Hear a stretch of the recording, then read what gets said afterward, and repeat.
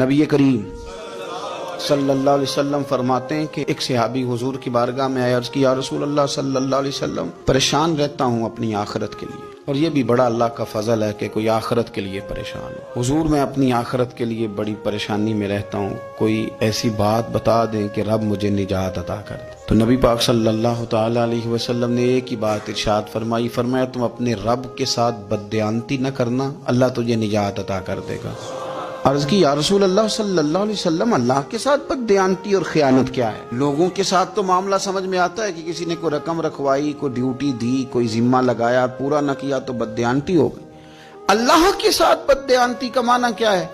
تو نبی پاک صلی اللہ علیہ وسلم فرمانے لگے، وہ کام جو تمہیں خالص اپنے رب کی رضا کے لیے کرنے چاہیے تھے، ان کاموں میں اگر تم نے نیت کر لی نا کہ لوگ بھی دیکھ لے، غیر کا بھی تم نے ارادہ کر لیا، حکم دیا تھا اللہ رسول نے، کرنے تھے اللہ رسول کے لیے، اور جب تم نے ارادہ کر لیا نا کہ ذرا لوگوں کو بھی پتہ چل جائے میں نمازی ہوں، تہجد گزار ہوں، قاری قرآن ہوں، عامل بالسنہ ہوں، شریعت اسلامیہ کا پابند ہوں، جب تم نے یہ والا ذہن بنا لیا نا تو پھر تم نے اپنے رب کے ساتھ بددیانتی کی، پھر تم نے خیانت کی، پھر تم نے ٹھیک نہیں کیا۔ جب تم نے یہ ذہن بنا لیا کہ لوگوں کو پتہ چل جائے۔ حضرت شاہ منصور رحمۃ اللہ علیہ فرماتے ہیں کہ میرا ایک شخص سے بڑا قریبی تعلق تھا اور میں اسے بڑا نیک سمجھتا تھا، اور اچھے الفاظ میں اس کا لوگوں کے ہاں ذکر تھا، لوگ اسے نیک ہی سمجھتے تھے، لیکن مجھے کسی نے بتایا کہ وہ بہت ہی زیادہ بیمار ہے۔ میں تیمارداری کرنے گیا، میں نے اسے جا کے دیکھا تو وہ بڑی اذیت میں تھا۔ میں نے کہا کیا ہوا؟ کہنے لگا حضور اپنے گناہوں کی پاداش میں ہوں۔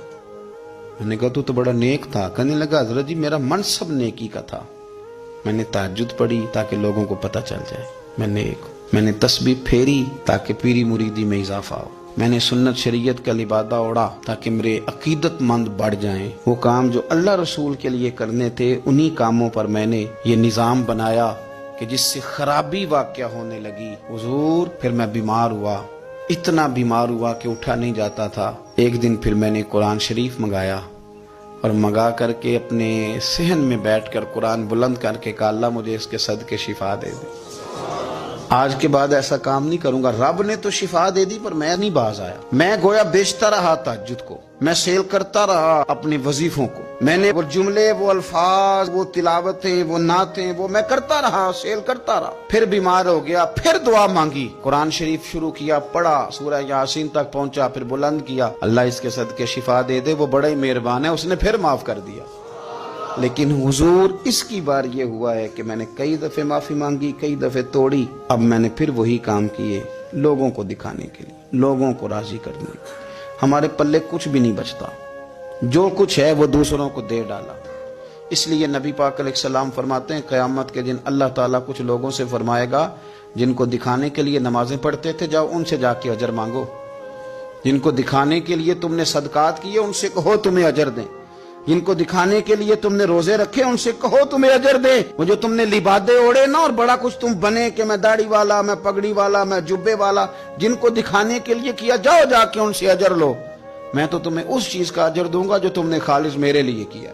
تو وہ شخص کہنے لگا حضور اب میری یہ کیفیت ہے کہ اس دفعہ میں قرآن منگاتا ہوں، پڑھنے کی کوشش کرتا ہوں پر میری زبان پہ جاری نہیں ہوتا، آپ میرے لیے دعا فرما دیں۔ کہتے ہیں میں بھی رویا، وہ بھی رویا، ابھی میں اس بستی سے باہر نہیں نکلا تھا کہ اس شخص کا انتقال ہو گیا، وہ چلا گیا۔ آج تک پریشان ہوں کہ مالک بندہ نوازی فرما، تھوڑا سا اپنے لیے بھی ہمیں کچھ کرنا ہے، ہمیں غور کرنا ہے کہ یہ کام کرتے وقت میرا ارادہ کیا ہے، اس کام سے میرا مقصود کیا ہے، اور جس ارادے سے میں کر رہا ہوں پھر اس کا نتیجہ کیا ہے۔ اگر اسی طرح الجھ گئے، میں کہتا ہوں کہ ہم نے دعوتیں ولیمے بھی کھائے، اور ہم منگنی میں بھی گئے، اور ہم بارات میں بھی گئے، اور ہم جناب سیاسی میٹنگ میں بھی گئے، کس لیے کہ دنیا داری ٹھیک رہے، کہ سارے کام دنیا کے لیے کر لیے تھے، تو اب نمازیں تو نانا دنیا داری کے لیے پڑھیں، یہ سارا کچھ ہو گیا تھا نا دنیا داری کے لیے، تو اب داڑھی حج زکوٰۃ کا معاملہ تو دنیا داری کے لیے نہ کریں۔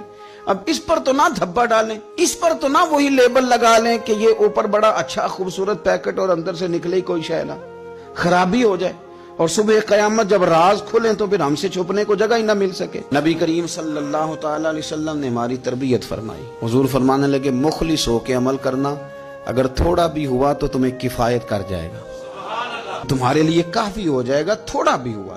کچھ بوجھ انسان کے ظاہری ہوتے ہیں اور کچھ باطنی ہوتے ہیں۔ ظاہر کے جو بوجھ ہوتے ہیں وہ بھی انسان کو تکلیف دیتے ہیں اور باطن کے بوجھ بھی تکلیف دیتے ہیں۔ آپ کے کپڑے میلے کچیلے ہو جائیں یا بالوں پہ مٹی لگ جائے، گرد لگ جائے تو آپ کی طبیعت بوجھل ہو جاتی ہے۔ آپ جب غسل کر لیتے ہیں، کپڑے بدل لیتے ہیں، دھلے ہوئے پہن لیتے ہیں تو آپ کو محسوس ہوتا ہے کہ طبیعت کچھ ہلکی پھلکی سی ہو گئی، ذہنی طور پر آپ اطمینان محسوس کرتے ہیں۔ اسی طریقے کا معاملہ آپ کے باطن کے ساتھ بھی ہے۔ کچھ لوگ تلخ ہیں، پریشان ہیں، طبیعت بڑی کڑوی ہو گئی ہے، غصہ بڑا آتا ہے، وہ کہتے ہیں پتہ نہیں کیا مسئلہ ہے، میں اتنا پریشان کیوں ہوں، بور کیوں ہوتا ہوں۔ تو وجہ ہے نا اس کی دل پہ بوجھ بڑا ہے۔ حسد چھوڑ دینا چاہیے، عداوت چھوڑ دینی چاہیے، اللہ کی رضا پہ راضی ہونا چاہیے، سوچیں اچھی رکھنی چاہیے، دل کو صاف کر لیں، اللہ تبارک و تعالیٰ باطن کو ہلکا پھلکا کر دے گا، ٹھنڈا ٹھار ہو جائے گا۔ اس لیے کہ ہر شے تو دل کے اندر ہے، ایمان بھی، نفاق بھی، کفر بھی، اسلام بھی، سارا کچھ اسی کے اندر ہے۔ بلکہ حضرت سلطان صاحب نے تو کہا تھا کہ 14 طبق دلے دے اندر تے تمبو ونگوں تانے ہو، تمبو ونگوں تانے، یعنی ایسے چھائے ہوئے۔ دل جب ٹھنڈا ہوتا ہے، تسلیم والا ہوتا ہے، اور باطن کے اندر جب انسان سکون میں ہوتا ہے، ہم نے بہت ساری چیزیں اپنے دلوں میں بٹھا رکھی ہیں، چھوڑنے کو تیار نہیں ہوتے، اور وہ اندر جم گئی ہیں، انہوں نے گھر کر لیا ہے، اندر ڈیرا لگا لیا ہے۔ حضرت رومی رحمت اللہ تعالیٰ علیہ فرمایا کرتے تھے کہ دل بدستاور کے حج اکبر است، از ہزاراں کا با یک دل بہتر است۔ فرماتے تھے دل پہ توجہ دے، یہ ٹھیک ہو گیا تو 1000 حج سے بھی تیرے لیے بہتری ہو جائے گی۔ اور ایک جملہ اور بڑا خوبصورت فرمایا کرتے تھے، فرماتے تھے کعبے کو بھی صاف کرنا چاہیے، اس لیے کہ وہاں سے حضرت خلیل گزرے، پر دل کو بھی صاف رکھ، یہاں سے تو رب جلیل نے گزرنا ہے۔ تو مالک کا جہاں ڈیرا ہونا ہے وہ چیز میلی کچیلی ہے، بڑی بری حالت ہے، چھوٹی چھوٹی چیزیں لوگوں نے، قدورتیں، نفرتیں، موقع بھی آتا ہے نا جب صاف کرنے کا تب بھی نہیں کرتے، کوئی معافی مانگنے آ بھی جائے تو نہیں دیتے، کوئی بندہ وضاحت دے کہ کہنا بھی چاہے نا کہ یہ معنی نہیں تھا، وہ میرا یہ مطلب تھا، تو اس وضاحت کو قبول کرنے کو تیار بھی نہیں ہوتے۔ ہم چھوڑنا نہیں چاہتے، جان اڑے ہوئے، پتہ نہیں کیا بن کے بیٹھ گئے۔ اور بڑے سارے لوگ ہیں جن کو اللہ نے موقع دیا تھا، آئے تھے لوگ درگزر کا سوالی بن کر، لیکن وہ نہیں کرتے۔ جب آپ اپنے دل پہ بوجھ بنا لیں گے، مختلف چیزیں طاری کر لیں گے، وہ اندر سلگتی ہیں، اندر آپ کے وہ میل کچیل بڑھا دیتی ہیں، بوجھ بڑھ جاتا ہے، طبیعت تلخ ہو جاتی ہے، زبان کڑوی ہو جاتی ہے، لب و لہجہ کانٹوں کی طرح چبھتا ہے لوگوں کو۔ لیکن اگر دل آپ صاف رکھیں، ٹھنڈا رکھیں، حوصلے والا رکھیں، آپ کے اندر کوئی شے نہ ہو کسی بندے کے لیے، تو پھر آپ یقین کریں کہ زندگی بڑی مزیدار ہو جاتی ہے۔